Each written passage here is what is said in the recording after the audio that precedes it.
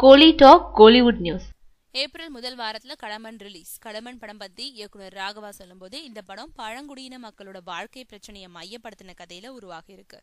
70 யானைகள் இந்த படத்துல நடிச்சிருக்கு. அதுக்காக இந்த படம் யானைகள் சம்பந்தப்பட்ட கதையில உருவாகல. இது முழுக்க முழுக்க பழங்குடியின மக்களோட பிரச்சனைய சொல்ற படம். இந்த கதைக்குள்ள எப்படி யானை வந்துச்சுன்னு கேட்டா, பழங்குடியின மக்களுக்கும் காட்டு மிருகங்களுக்கும் இடையே ஒரு உறவு இருக்கு. பழங்குடியின மக்களை மிருகங்கள் எதிரிகளா நினைக்கிறது இல்ல. அது காரணமாதான் இந்த கதையில யானைகளும் பங்கு வகிக்குது. அடர்ந்த அழகியலான பேங்காக் நாட்டு காட்டுப்பகுதிகளில் கடம்பன் படத்தோட பெரும்பகுதி படப்பிடிப்பு நடத்தப்பட்டிருக்கு. இந்த படத்துக்காக ஆர்யா ரொம்பவே மெனக்கெட்டிருக்காரு.